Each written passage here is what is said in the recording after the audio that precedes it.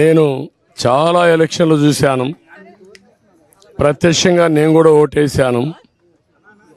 ఈరోజు ఓటర్స్ అందరూ కూడా వాళ్ళ ఓటు ఉపయోగించుకోవడానికి వాళ్ళు చూపించిన చొరవ నేను ఎప్పుడూ మర్చిపోలేను.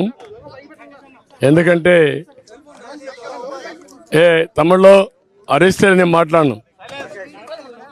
దయచేసి ఉండాలి. మీ లోగో కోసం ప్రయత్నాలు చేస్తే ఎట్లా? మీరు కంటెంట్ కోసం కాకుండా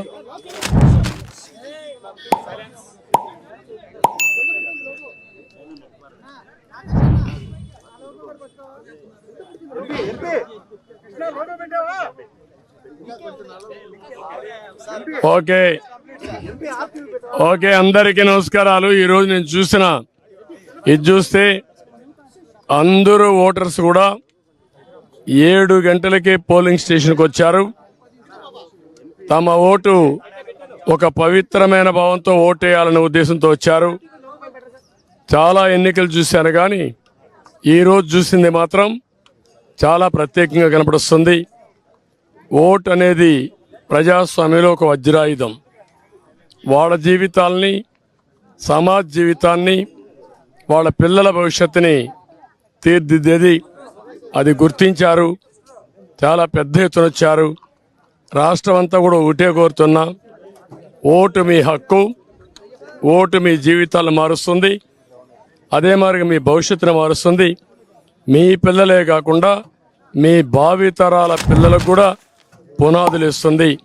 దయచేసి బాధ్యతగా ప్రతి ఒక్కరూ రావాలి, ఓటు వేసుకోవాలి, ఓటు వేయాలి. తద్వారా మీ యొక్క మనోభావాలు తెలియజేసి రేపు రాబోయే రోజుల్లో ఏదైతే సుపరిపాలన ఉంటుందో ఆ సుపరిపాలనకు నాంది పలకాల్సిందిగా మరొక్కసారి కోరుకుంటూ, మరొక్కసారి అందరినీ విజ్ఞప్తి చేస్తున్నా, అశ్రద్ధ చేయొద్దండి. ప్రతి ఒక్క వ్యక్తి యొక్క బాధ్యత. ఎక్కడో అమెరికా నుంచి, హైదరాబాద్ నుంచి, లేకుంటే బాంబే నుంచి, వివిధ నగరాల నుంచి, బెంగళూరు నుంచి, చెన్నై నుంచి, అనేక నగరాల నుంచి వాళ్లే డబ్బులు ఖర్చు పెట్టుకుని అభ్యర్థులు తెలియకపోయినా ఒక పార్టీ విధానాలతో వాళ్ళు ముందుకు వచ్చే పరిస్థితికి వచ్చారు.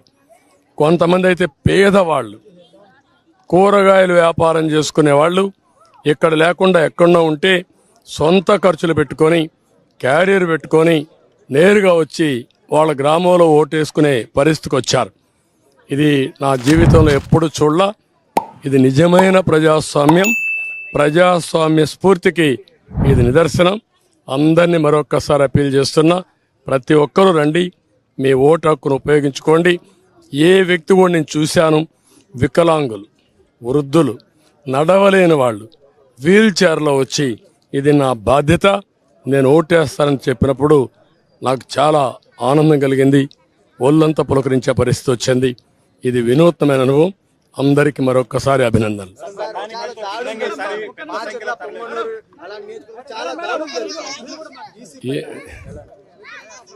ఎలక్షన్ కమిషన్ కూడా ఎప్పటికప్పుడు కంప్లైంట్ చేశాం. ప్రాథమికంగా మాకు పొంగునూరు వచ్చింది, మాచర్లో వచ్చింది, 2 దిక్కల్లో వస్తే అప్పటికే నేను కంప్లైంట్ చేశాం. అధికారులతో మాట్లాడుతున్నాం.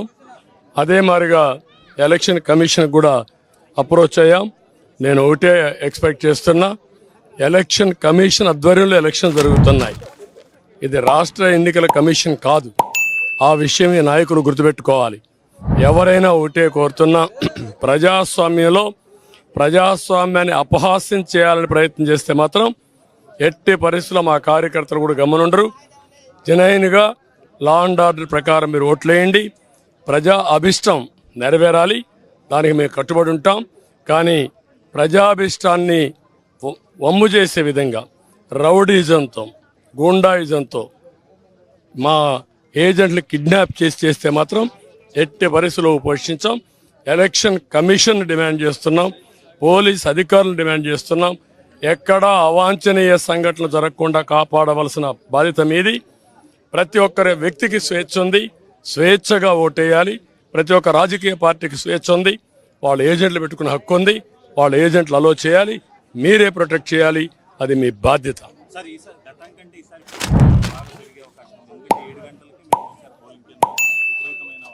నేను 43వ ఓటు వేసాను. అంటే నేను వేసే కొంది 43 మంది వేశారు ఒక బూత్లో. అంటే 10% ఓట్లు వేసేస్తారు ఇప్పటికే. నేను పోయే కొందికి క్యూలో అయితే చాలామంది ఉన్నారు. అంటే ఊరు కదిలొస్తున్నారు. ఏదైతే ఓట్ల పండగ అనుకున్నామో ఆ ఓట్ల పండగ కనపడుస్తూ ఉంది. ఇది ప్రజాస్వామ్య వేడుక.